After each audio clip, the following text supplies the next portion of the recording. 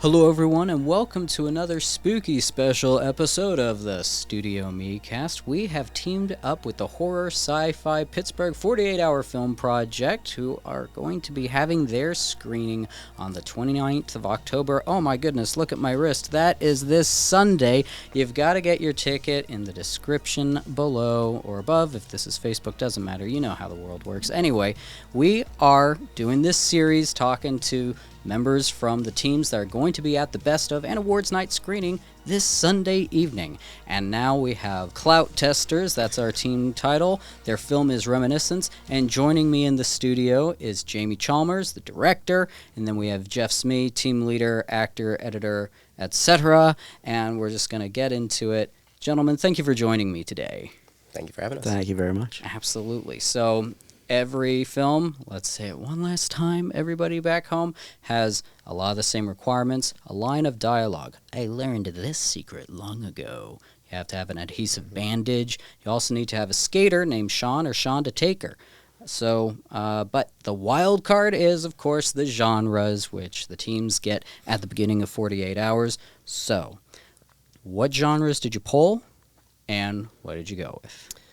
We pulled escape room / liminal horror or invasion movie. And we chose liminal horror.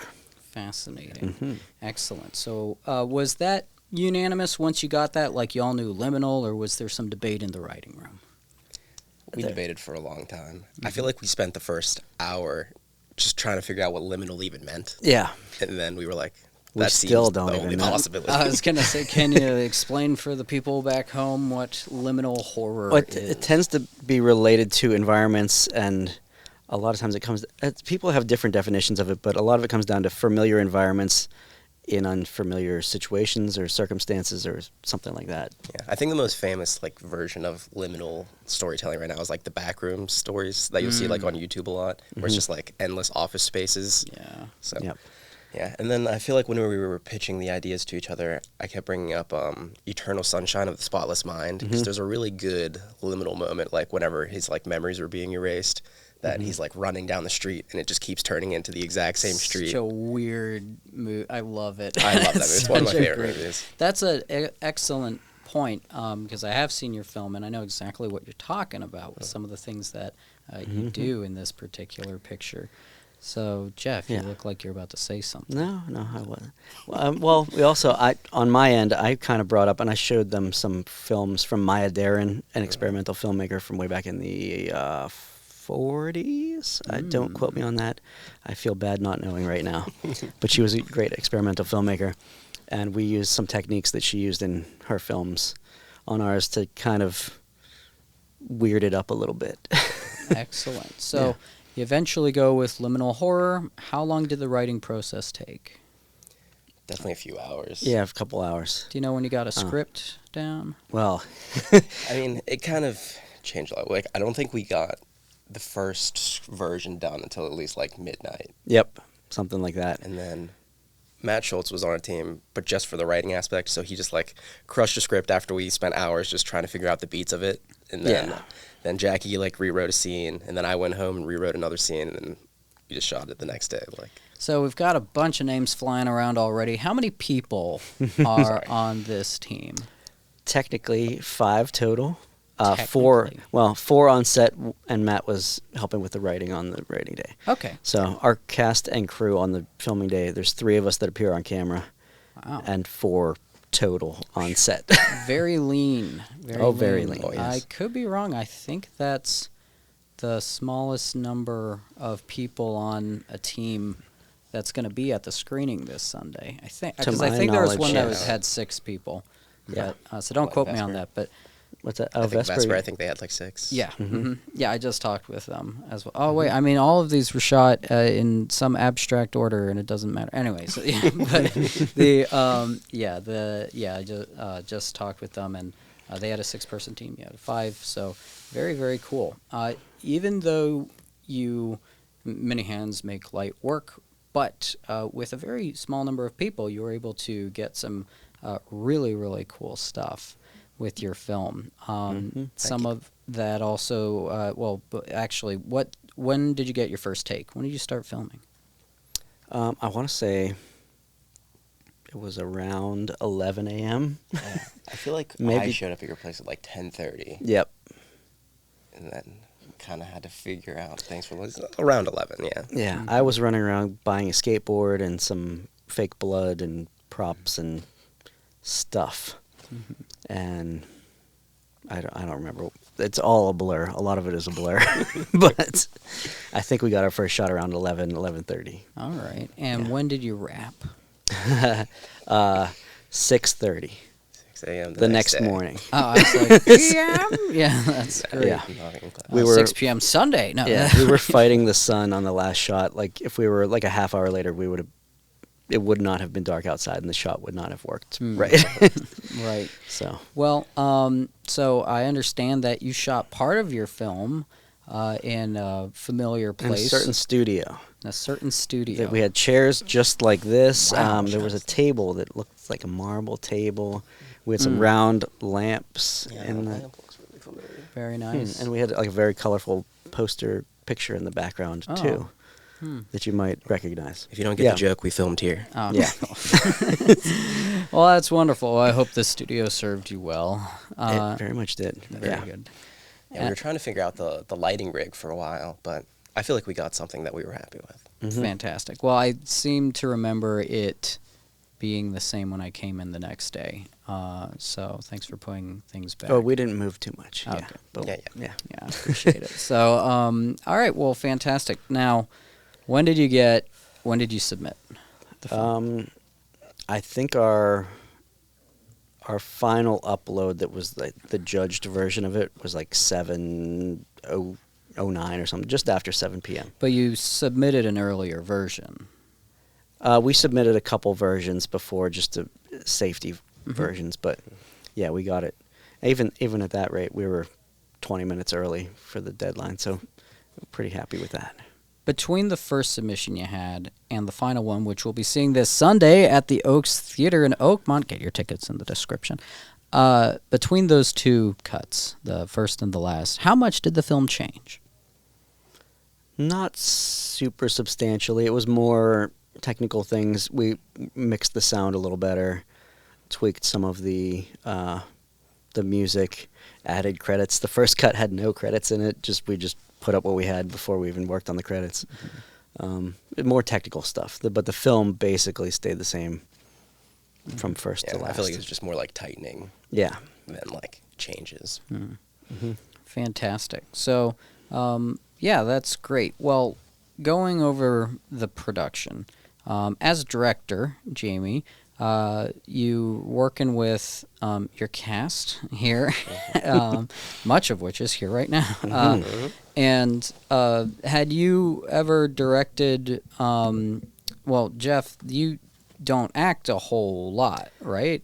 I have. This is my first acting role of any significance at all. Oh, congratulations. Well done. And all right, so what was the dynamic director-actor like on this project? I don't know. I feel like we've been working together like behind the camera for so long that it was kind of just like we're friends just on set. Yeah. That it just didn't really feel like director actor. It was just like, hey, we're making something as friends. Let's get it Yeah. done. Mm-hmm. It was the whole thing was very collaborative. Yeah. I don't know. We were constantly bouncing ideas off each other, taking. We're good at taking and giving criticism in a helpful way and friendly way. Yeah. He was really good at like. He's such a good DP that like he's always just thinking about it, like no matter what. Like even though he's supposed to be like remembering his lines, like I can still bounce my ideas of like, hey, I want to do this shot. He'll still like jump into that mode and then immediately just go right back to acting. Like it was really impressive to watch. And our Jackie, who did a lot of our camera operating, this is her first time working behind the camera like that. So that was fun. We if nobody recognizes, well, should we tell them where the name came from? Yeah, okay. All right. Clout Testers is an anagram of Locust Street, our other film endeavor or company, team, whatever you want to call it. And the idea behind us doing this is we couldn't all be there for this 48, but we wanted to experiment a little, so we took all of our roles and mixed ourselves up. So we took the letters in the name and mixed them up too. I like that. It's been fun to hear from some of the teams how their names came to be. Some of them use their production companies, some mash something else up. But that's, I mean, I knew it was an anagram for Locust Street, but I didn't realize there was also a rationale behind that. Not that I'm surprised. It's very liminal. Very liminal, yes. And now, in this film, obviously you mentioned the Eternal Sunshine of the Spotless Mind reference. Well, not references, inspiration. There we go. Got it. Correct word. And there's some really cool moments in this. I don't want to give too much away for those of you who are going to go to the screening on Sunday. But there's some nice visual effects that you have going on from time to time that really serve to have a really cool impact for the viewers. And I think that it was nice that there's one particular moment you have that sort of maybe was inspired by that street flipping in the Eternal Sunshine of the Spotless Mind. And you do this trick like once or twice in it, and I thought, oh, you could have kept going, but then I realized, no, but you didn't. And I liked that, because if you kept going, it would just become like hilarious, right? But I was like, restraint in a film.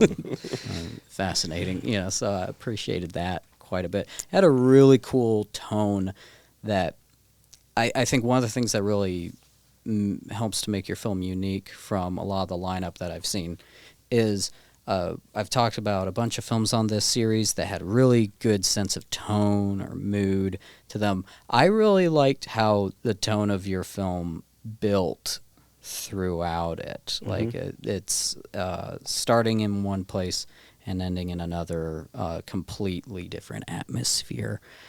So was that something that you talked about a lot? Was that just naturally in the writing? How did it go? I feel like that kind of came out in the beats. Like we were trying. It started with like the idea that a guy is dealing with some sort of trauma, and he's like trying to get over it, and then he'll remember something that happened like in the past. Yeah. But like we built it so that it started off as calm as possible, like he's in a therapist's office, like trying to just like casually talk, and then it goes completely crazy in the first version. It just immediately just went and it just kept going. But then we realized we have to like kind of roll it back, do like a false victory where he's like talking and then the therapy might be working. So then it kind of gave you a moment to like relax. But then we went crazy again. Because we wanted it to just like, I don't know, we were just really leaning into the liminal nature of it. We're both very visual filmmakers. So we definitely leaned into the visuals. Yeah.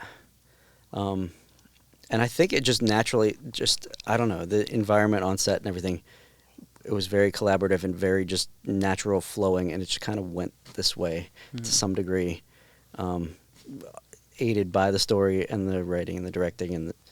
But everybody just flowed so well through it, it just kind of naturally went a good way, too. Yeah, it kind of feels like we just didn't fight what we had. Like, any space we were using, we're just going to use what we have and make it work. Yeah, so many times I think people, Lance said this to us, it's creatively honest was what we made, was creatively honest. In a way, people get nervous and they might try to inject comedy or, maybe second guess things. We just said, no, we're just going to go straight ahead. I don't care if it, Yeah, like it was an experiment the whole time. Like, it works or it doesn't. And this is it is. Yeah, it works or it doesn't, and it worked. It did, absolutely, because you're up for a bunch of nominations. 9 to be exact. I was very surprised. 9? Fantastic. 9. Yep. Wonderful. Can you list them for us? I can try. Yeah? Hey, it's a great problem to have. Well, first, many. The big one. Best film. Woohoo! Best director. Woohoo! Best writing. Yeah. Nice. Best lead male actor. Totally disagree with that. I'm kidding. Wonderful. And congrats to you, Jeff. Thank you. Yeah, I was very surprised by that one. Best visual effects, computer effects. Best use of computer effects. I think best use of computer effects. Editing. Best use of computer effects. Is that a different... Is that the visual effects? I think it's the visual effects one. That's an interesting wording of it. Yeah. Fascinating. Yeah. Best editing, best sound mixing, best original music, and best use of required genre. Yeah. Fantastic. Yeah. Who did the music on this? Jackie. Jackie Original, did. yes. Oh, wonderful. I didn't know she... Oh, wait, no, Um, I knew she did music. What am I talking about? Yes. This is the first thing we ever talked about. Awesome. Wonderful. But yeah, that was a lot of firsts on this. His first time directing. You've done some small. Yeah, I've done things, some but- like small stuff, but this felt like the first time. Yeah. Would it be fair to say this is your first film that you've directed, your first short film? Yeah, like everything else I've made is probably like a minute long. Okay. This. My first time acting. Jackie's first time running a camera, and making a film score. She killed it with the film yeah, score. Like she it really it did. really enhanced the film, like what she did. And like on my end, I barely added any sound effects or anything. It's just the music. She has it all built in, where it just works, and you don't need a lot of extra sound design to hit the tone that she's hitting just with the music. Don't sell yourself short. The sound design you did was like good. Thank though. you. Like Thank the you. heartbeats work, and the skateboard stuff especially worked. Oh, really that was well. my favorite. Yes, there's a skateboard crash. Yeah. Which the actual audio for it was me the next morning. Oh, I need a skateboard crash sound effect. So I just took the skateboard, a C-stand arm, and a metal chair, and I threw them against the wall with a Jeez. recorder in my Is hand. your wall okay? And it's fine. One take, and it just came out perfect. It has a nice echo to it. It's really nice. I remember that sound. That's funny. Oh, that's good stuff. So a lot of things went smooth, it sounds, which is good. And a lot of firsts. And hey, you're going to awards night with a lot of those firsts. So congrats on that. Thank you. Now, that being said, though, of the required elements, aside from genre, all right, because we know there was a little bit of back and forth on the genre point, but for adhesive bandage, line of dialogue, and the character, was there one of those requirements that was the most difficult to implement in the story, or did one of them stand out? I don't think. I mean, we kind of shoehorned Skater into a later scene. Like we had it written into the original therapy True. stuff, and we were like, "There's too much exposition at the beginning. We needed to get that out of there." So we moved it to the scene where, like, he's already in the dream realm, and like during the skate scene, we're like, we'll just mention it here. We like argued for like 10 minutes about like what we the don't exact have to- line would be to like say that he's the skater. That was probably the biggest bump in the road the whole evening. Was it was mostly me being a jackass about it to some, but like I just wanted to simplify it down as much as possible to like what's as little as we can say to just make everyone know he rides a skateboard without feeling like we're like just exposition dump. Yeah, it's like, like, hi, my name's Sean Taker, and I'm a skater. yeah. Yeah, there were a few. I That's have a Band-Aid on me, and I learned this secret long ago. Yes. The end, you know? Yep. Yeah, I wonder if PJ like knew that everyone was just gonna fall on the skateboard and use the Band-Aid. Like those Sort are, of a you're very setup. leading. It would be Yeah. fun to see a supercut of all the different versions of Sean or Shonda Taker just wiping out. You know, that'd be fun. We should do that. Yeah. That would be a lot. That'd be a yeah, fun supercut of supercut. all the requirements just to see how everybody did them. But hey, they've got enough work to do. Never mind. don't tell them that They because they'll be, definitely do. oh yeah, we should totally do it. It's like, get some sleep, PJ. I don't know how you do it. But fantastic. So now, it seems like things went pretty smooth. But of the 48 hours, was there an hour that was the darkest thematically? The darkest hour. Yeah. I mean, Or just there was a moment where there was only one real setup that we had like planned that we weren't able to do. It was like the one where we were gonna make it feel like we were on the wall, but then we replaced it with something even better. Like who was the Maya Daren. Yeah, the Maya Daren stuff. We actually used that instead of the original setup, and it ended up being like my favorite shot of the entire thing. Yep. So, yeah, the there's no original real idea dark was to hour. like make it look like the whole room had turned on its side and we were on the wall, but it was just not gonna work with what we had available. You know, like in your So we were like, apartment, well, what it's if just too big of I space. showed them Meshes of the Afternoon, and she uses like a very kinetic camera and makes it feel as if the camera is stable and the gravity of the whole room is moving by choreographing the camera movement with the actor's movement. So it gives you this disorienting feeling. And we were like, we can just do that, and it's accomplishes the same idea of disorienting you. then again, that one shot took about 45 minutes to get right because we had Jackie moving the camera one way, and I had to time it perfectly to match up. And No, we had a lot of moving pieces. That's like the scene where the beach balls come in. Yeah. Like, so we had to time the beach balls landing. People who have not seen this are like, what the hell are these guys talking about? Well, they can find out this Sunday on October the 29th at the Oaks Theater. Tickets in the description. Anyway. But yeah, if you're confused, it's your own dang fault if you're watching this after the whatever. Anyway, so well, that's good. Yeah, and we don't want to give too much away, right? It'd be hard to give it. Yeah, like, what is there? It's a visual experience. That's you have to be there. Yeah, so, well, let's see. Every 48, everybody comes away with something, experience, a lesson learned, or a scar, perhaps. What have you both taken away from this particular experience? You could go first. I don't know. I was going to say, not that I didn't have or want this before, but I've come away with much more of a desire to experiment more in future productions and kind of go out on limbs that may or may not work and just have fun with it. Sometimes you get hung up on you need to make something right or you need to make it perfect or good. But I think, hey, let's go out and let's try stuff and fail sometimes and have fun with it and see where we can go and what we can learn from it. Yeah, I would definitely agree with that. This definitely pushed me to, like, mention my dream shots to you. Like these are these are the shots. Like, I wish we could do this because he'll pull it off somehow. And even if he has to come up with some ghetto rig for it, it's like, that's what I wanted, though. So definitely more willing to just, like, bring up any idea I have. That's good. That's nice that you have a collaborative environment that encourages experimentation, voicing ideas, and all. And that's great. So now, Jeff, I know you've done the 48 before.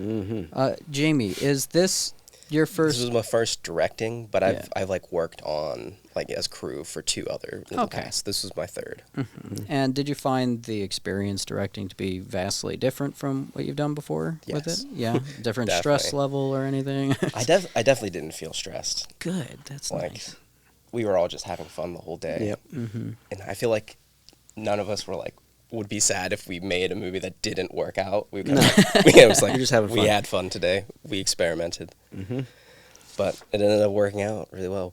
In the past, I feel like I've worked with people who kind of, like, they almost are, like, working for the award. Like, they're like, I want to win Best Writing or Best Directing for this one. So, like, they're, like, doing what they think people want them to do rather than just, like, being creatively honest and just doing what they want to make for themselves. Yeah. So it was very nice in this situation to be like, no, this is what we're doing. So, because it's fun. Fantastic. And do you think, are you interested in continuing to direct more stuff? I would love to. Excellent. Yeah, that would be great. Great. Jeff, we're going to see you on a friendly screen anytime soon. I hope so, if anybody will take me after this one. Well, it's you got yourself a nomination so far. Yes, so. fingers crossed. Yeah. I don't know if it's totally deserved, but I will take it. It's like, I'm not going to refuse. Yes. Yeah, that's good. Good. Yeah, and the other 2, just to mention them, yes, it's their first 48s, but for both of them. Oh, fantastic. Jackie and Natalie. Yeah. And Matt's done, I don't know, not quite as many as me, but more than a handful himself. Wow, that's really great to hear. Yeah, what a cool team you've got going on here. Liminal horror, an interesting genre.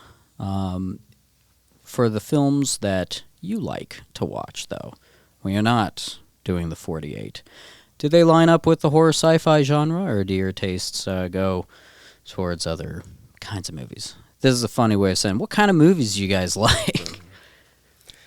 I definitely like genre films. Like, horror sci-fi are a lot of my favorites. Like, my number 1 of all time is Alien, so horror sci-fi. Favorite movie? Alien? Number 1. Wonderful. My wife and I are going to be Ripley and Jonesy the cat for Halloween. Very nice. That's a great costume. Thank you. Jeff? For myself, horror sci-fi, more on the horror side of that. In general, I lean towards kind of surreal-y type things that might be a little wacky, a little dreamlike. that type of thing. I love The Fall. Nobody knows what that is, but 2006 movie that you can't even find streaming anywhere anymore. But it's a very good movie. Yeah. Do you like monster films? They can be fun. So I know you're like, you know more about cryptids than anybody. Oh, I love cryptids, yes. But that's more of a side hobby from the movie things. Yeah. I want to hear about the real monsters, not the movie ones. So have you, actually, this is a great moment to ask you, what's a cryptid that's associated with Pittsburgh? Associated with Pittsburgh? Or Pennsylvania. Like, what's our the squonk. The squonk? Yeah. In that deck that I just saw at your place, I saw there's one called the Monongi. Oh, there's the Monongi. The yeah, Monongi. It's a monster in the Monongahela River. I don't know much about that one, but I've heard the name before. But yeah. There was something else that was from Butler. Oh, I can't remember what it was. I don't know. Butler has their own cryptid too. That's fantastic. My favorite is Trunco. It's a giant whale-like thing with the tail of a lobster and the fur of a woolly mammoth. It's white, and the trunk, of course, and tusks. It washed up on the shore in 1923, I believe, and was never seen again. And he's a good one. He's a good one. Trunco. Excellent. All right, so you're going to be screening this Sunday, we've said before. How can people support your team? Well, I tell you what. Anyone who'd like to support Clout Testers this Sunday should wear fur coat or hat or any fur item to the screening. Not real fur. If you want to wear real fur, you can, but I go the fake. Yeah, I go the fake fur route myself. But wear some fur, and we'll know you're supporting Clout Testers. Fantastic. All right. Well, we hope we get some takers from that, from our audience. It's going to be a wonderful soiree. So everybody just looking forward to seeing you all there. Well, fantastic. So I think that's just about our time, unfortunately, unless you all have any final things that you want to talk about for your film or anything. An anecdote, a gripe. Nah. No, all right. Leave Enjoy it all on the screen. That's Yes. right. Well, thank you very much for joining me today, gentlemen. It's been a pleasure speaking with you. I look forward to seeing your film again this Sunday. And, best of luck with the awards ceremony. And congrats on everything that's happened so far for it. It's a really enjoyable film. Really like, there's so many unique visual just so many unique visual moments in it that leave a really cool impact on the audience. It's no wonder to me that it's going to be screening this weekend, and I just can't wait to see it again. So, Thank you. Absolutely. So, everybody, you know what's going on here. This is your chance. Like, it's of all the time wars, disease, history, loves, whatever, have led you to this moment where you are watching this video right now. You could have, I don't know, taken one step a little slower your whole life and something might have been different. But a lot has led to this, like this camera being made, this microphone being invented, so many things that has led to, hey, you should really think about getting that ticket for Sunday. So, we love the 48. Thank you to everybody who's keeping the independent flag flying and not just alive and well, but growing here in the city of Pittsburgh. So with that, we're going to say, see you Sunday. Bye-bye. Hey, I hope you enjoyed that episode. If you want to start your own podcast, why wait? Reach out to us at StudioME.me, and I hope you hear me again soon.